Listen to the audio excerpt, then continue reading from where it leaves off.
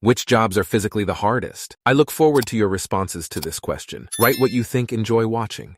Story 1. Concreters have to endure intense physical labor in all elements, as well as the concrete itself having an impact on their health, along with a multitude of other dangers. They often end up with terrible physical ailments when they're middle-aged, sometimes even younger depending on how long they've worked in the industry, ranging from back problems to foot problems, sun cancers, etc. They're one of the few professions where it's not unexpected for any medical issue to arise, in all honesty. Aged care workers also have physically hard jobs, more so than what people think. So many people I've known in the industry wind up with bad backs and hips from all the walking, moving wheelchairs, hoists, beds, showering people and dressing people, etc. Lots of people who've been pregnant while working in aged care that I know of personally have miscarried. It's definitely not sitting down and having cups of tea with people. They also get hit and kicked a lot by people with dementia. Story 2, I worked for a tree trimmer for a summer. This guy was sort of a jack of all trades and had been doing hard labor for most of his life, and as a result was absolutely ripped. I was not. But he just assumed everyone could carry half a tree on their shoulders like it was nothing. I went home ready to die every day, but by the end of that summer I was in the best shape of my life. Before that, I also ran roller coasters in an amusement park for a few years. While not particularly strenuous, we routinely worked 15-hour shifts where you never stopped moving. It was just 15 hours of walking the same 50-foot strip of concrete back and forth every 45 seconds out in the heat and elements. It sounds miserable when I describe it that way, but I miss that job. Or maybe I just miss my early 20s. Story 3. I'm in construction and was a pipe fitter by trade before I became in pencil pushing office botherer pricing jobs instead of working them. It can be hard work moving large plant and pipes etc. around and for often long hours, but nothing is as hard as groundworks. If I ever have to dig a hole for something I'm doing, I often think about people who have to do that all day every day. It is literally back-breaking work, and I tip my hat to those fuckers. Story, I've worked construction, engineering, and other dangerous jobs relating to engineering in ski resorts, on mountainous winter terrain, etc. Every job in thick, heavy snow was heavy going. Your gloves would freeze, your back was always hurting. Got scars from frost nip on my face. Had to dig out any equipment you wanted to work on or climb a frozen icy pylon in a crosswind. But rigging as a steel climber was harder. Climbing steel structures to land steel beams, bolting them together, hauling multi-core cables up with a rope and pulley, setting up lifts for the crane, working in awkward positions banging pins and bolts in that were heavier than a dumbbell at a gym that you had to carry up with you in insane heat. I had heat stroke multiple times. My body would regularly freak out and just start purging itself from both ends for weeks at a time. But if you don't work, you didn't get paid, so tough shit, get back to work. Undigested food coming out and no way of stopping it. Super dangerous, high turnover rate, lots of time pressure, physically exhausting, carrying a ton of weight all the time and climbing around with it. Saw some guys die from the physical stress pushing their medical conditions to a point where they had heart attacks. I'm sure they weren't well before, but they died at work, flogging themselves due to the job. There were times I had been up on the steel structure for so long, I was so exhausted I wasn't able to climb back down and had to just sit there for ages baking in the sun, trying to rest just enough so I had some grip left in my hands, so I wouldn't fall. I enjoyed it, and I'm proud to say I was able to do it well, but I don't miss it. Story 5. Tower climber. I climbed cell towers for 6 years, building and repairing the network. Averaged 150 to 500 feet of climbing every single day. Highest climb was 750 foot. Also, the climbing was just the commute to where the work was. There was a lot of physical labor once you get up there. Story 6. Any with a back issue. Joking aside though, as simple as the job is, pot wash in a big, busy pub for 12 HRs, normally 6-7 days a week, moving stacks of plates, pots, pans while bent over just enough while cleaning pots used to fucking cripple me. I've been on site in all sorts, and a fixed, slightly uncomfortable posture for hours was the worst. Story 7. My wife used to work 12-hour night shifts at a children's hospital in the ER. Some of the stories she'd bring home was stuff made of nightmares. Psychologically, it took a toll on her, and it wasn't long before she switched it up. She still works with kids. Hardest I ever did was power washing roofs for a local municipality.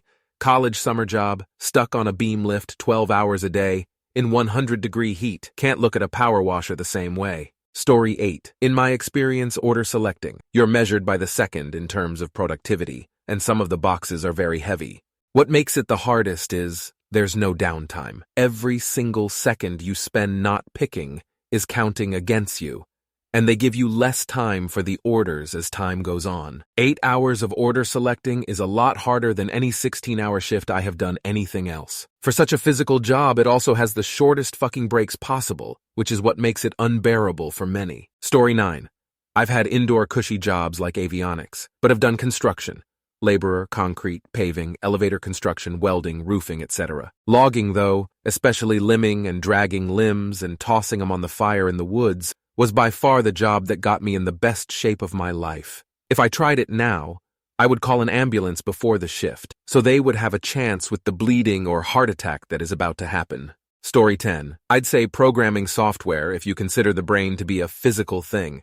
It can get so exhausted from just thinking about how to solve a really difficult problem that requires so much memory. Some problems obviously take multiple days, weeks, months to solve, but the problem with some problems is a human's memory resets each time you go to sleep. So each day you wake up while working on a multi-day problem, it takes loads of time to boot your system so you can be in the same state as you were in the day before, so you can continue working towards a solution of aforementioned problem. But at some point, you have to go to sleep, and as long as the problem is not solved, your brain is in this constant state of trying to get back to its peak problem-solving level. Prolonged, super difficult problem-solving can be more exhausting than anything physical, and can also have a negative impact on a person's health. Story 11. I know it is far from the toughest job out there, but I think people would be surprised just how physically demanding it is to work in a restaurant. You are on your feet all day, carrying heavy trays going up and down stairs. The list goes on. I go through 2 pairs of shoes per year minimum. On the bright side, it is great cardio, so I stay reasonably fit. Story 12. Shearing sheep.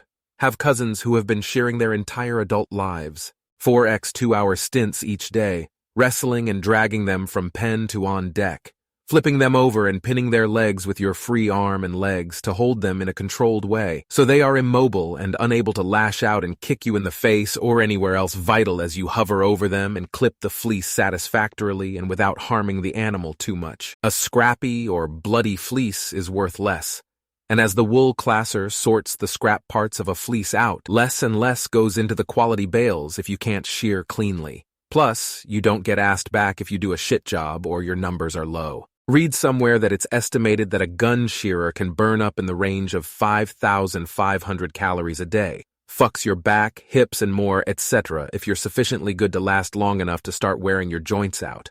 Angry rams will seriously fuck you up if you don't control them like a wrestler while they get a haircut. Story 13. Not the hardest, I don't think, but still physically tough. Trail worker. I spent a few years as a trail worker and absolutely loved it. Got to be outdoors and see some of the most beautiful views, plants, and wildlife. But you're doing this while carrying tools up trails like chainsaws, picks, McLeods. Sometimes we had to haul gravel up trails. Sometimes we had to maneuver boulders and grip hoist them to the right spot.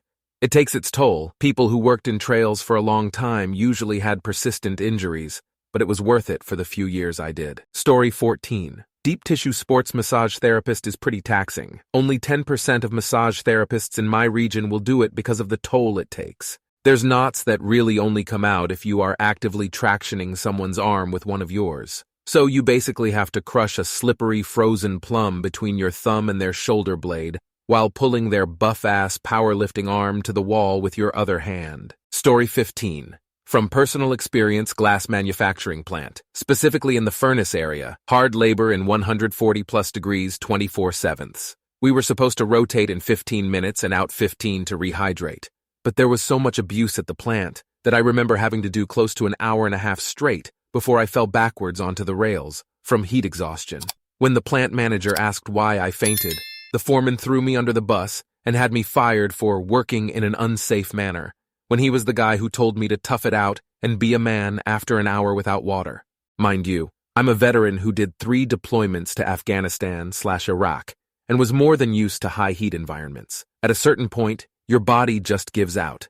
And this was all for $10/HR. It was 2008. The recession was in full swing, and it was the only work I could find right out of the military. Story 16. DOT maintenance hot mix is 400+ Fahrenheit, usually done in 80+ degree weather. Then have to drive snowplow trucks for 36 hours straight. And since it's government, they don't have to abide by civilian laws, commonly lifting Ready Mix or Lime IR, some 100 lb bag of something, tires all over the road, having to pick up every piece.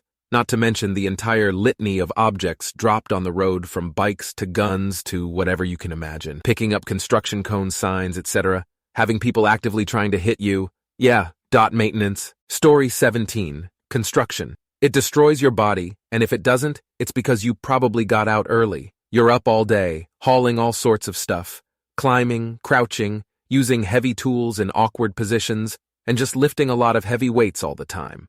You get cuts, you get bruises, you might even break a few bones or lose a few fingers. And of course, everyone thinks lifting heavy stuff is some sort of competition, and any mention of safety standards or equipment meant to help and take the load off of you is met with ridicule and being called a sissy. Story 18. Construction. It destroys your body, and if it doesn't, it's because you probably got out early. You're up all day, hauling all sorts of stuff, climbing, crouching, using heavy tools in awkward positions, and just lifting a lot of heavy weights all the time. You get cuts, you get bruises, you might even break a few bones or lose a few fingers.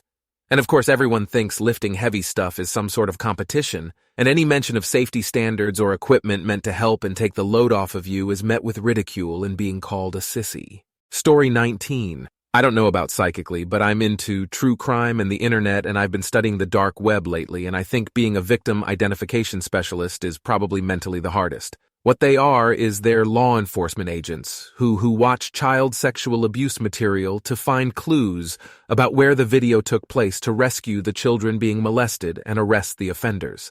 They look for stuff like a brand of food, furniture, grocery bags, listen to accents, the languages they're speaking, stuff like that. You gotta watch photos and videos of young children being horribly, violently raped, which is very scarring, and you can hear the children screaming and crying.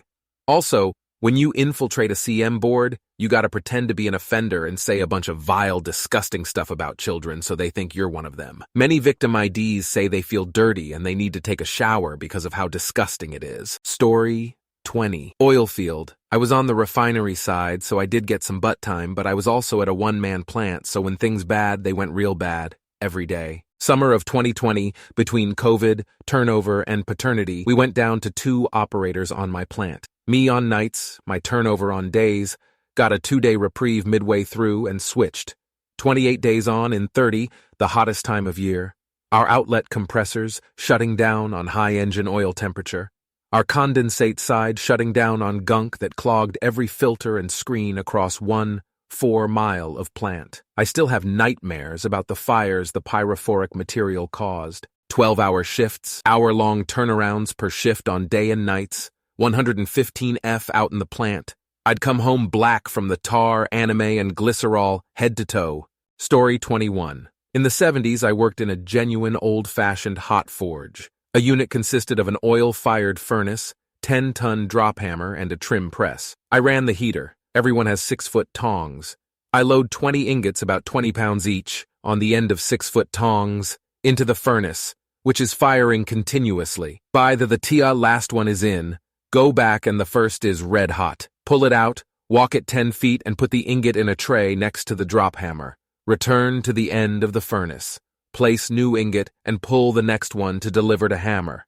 Hammer oper picks up red hot ingot with his tongs, places on die in hammer. 5 blows, flips it, 5 more blows, uses tongs to toss through hammer onto a slide that goes to trim. Die on hammer has air cannons blowing on it to blow out scale that forms with each blow, so that shit is flying all over the unit. Trimmer picks red hot parts up with tongs and places them in press, trims it. If there are more parts in it, reposition and trim again. Parts go in basket that fills up with red hot parts.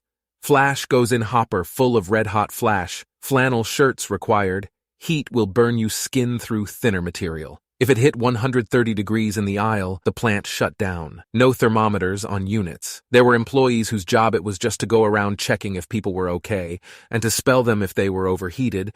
Free Gatorade and salt pills in air-conditioned break room. If you needed a break, you took one. Piece rate pay was insane. Some jobs 20 an hour in 1978. The old-timer were some tough old bastards and could hang all day on the job. Working in the heat hasn't bothered me since. Story 22. I work for a CEO. He's in back-to-back meetings all day long. which means that the actual work happens after hours. He's up until 2, 3 in the a.m. working in the office daily by 10 a.m. Weekends, holidays, working. He never stops. He will fly to Taiwan, land, shower, go to an all-day meeting, have a business dinner, go to his hotel room, answer emails, take calls, and leave to Japan at 7 a.m. the next day. Lands in Japan, rinse and repeat, flies back to the U.S. Working during the flight, preparing for the meeting the next day, he goes home from the airport, takes a nap, showers, and he is back in the office ready to meet with high-level investors. For his meetings, he has to be completely prepared with data, financials, be ready to sell the company and the product. He can't be slow or tired. Nobody cares if he has not slept, and the people he is liaising with are highly accomplished. So he has to be on point. He is responsible for the jobs of 290-plus people and hitting profit margins for investors. Clients count on him to produce a quality product as their careers depend on it. Can you imagine being a VP of a company and buying a product for millions and having it be defective? Literally, their careers are on the line when they buy our product, so the company has to produce. CEOs get a bad rap, but until you see what they do, you have no idea. The fancy dinners, people, places, travel looks insta-perfect. But the amount of work it takes 24/7, 365 and the pressure of it all would take your head clean off. I would never want this job. Story 23. I wouldn't call it the hardest of all, but my summer job in high school was working for a brick mason in Oklahoma. Combine the summer heat with the humidity, and Oklahoma summers are no joke. Also, a skilled bricklayer can lay around 2,000 bricks a day, and we had 3 of them. It is constant run and gun work, mixing mud, shoveling it, carrying bricks, building scaffolding, etc. We at least had the advantage of having a bobcat skid steer to carry the mud in. Occasionally had to use a wheelbarrow, and that sucked even harder. I'm glad I did it because it gave me a tremendous amount of respect for dudes that work in those trades. I at least had the advantage of knowing I could go back to school after each summer. Story 24. Just from observation, garbage truck workers. My husband works as one. Guy can casually sprint up a mountain while carrying 4+ heavy garbage bags. Then on other days he moves massive bins that I couldn't move with my whole body pushed against it. It's also quite dangerous, not just because he does all this while there is traffic, but because most people will throw all kinds of stuff away that they aren't meant to dispose of like that. A few years ago, him and his colleagues got blasted by a white dusty cloud from the garbage press because people threw away old wall stuff while renovating. Everyone thinks that there is a high chance there was asbestos in that. Story 25. As a whole, I would say certain construction jobs, concrete work, sheetrockers, roofers. But in small shots, firefighter. I was a FF for about 6 years until I destroyed my back on an accident scene. Slipped on a wet, grassy hillside off a twisty part of a mountain HUI while carrying Jaws of Life and the power unit for it. Ruptured 2 discs. The nucleus pulposus, goo inside the discs, squirted out into my sciatic nerve. Basically took me out for 2 years. It sucked. Running into burning building, car wrecks leaking fuel, oil, brake fluid. Electric cars that seem to be trying to kill FF, junkies, and in and on. It's usually a lot of sitting around being over-glorified janitors, but when shit goes south, it's usually pretty bad. Story 26. I would say any construction or oil rig field, roughneck type of work. Also, anyone who works in the North Sea. These jobs require long hours of hard labor in some of the worst conditions both job-wise and weather-wise. It takes a special someone to be able to do those jobs because they physically demand so much of your mental and physical well-being. Another thing, shout out to trauma surgeons. The hours they work just to try and save people who are hurt is actually bonkers. It may not be as demanding, but life and death in your hands is something that's got to mess with your body and mind in a lot of ways. Thank you very much for watching. If you liked the video, like it. Be sure to write comments and share your stories.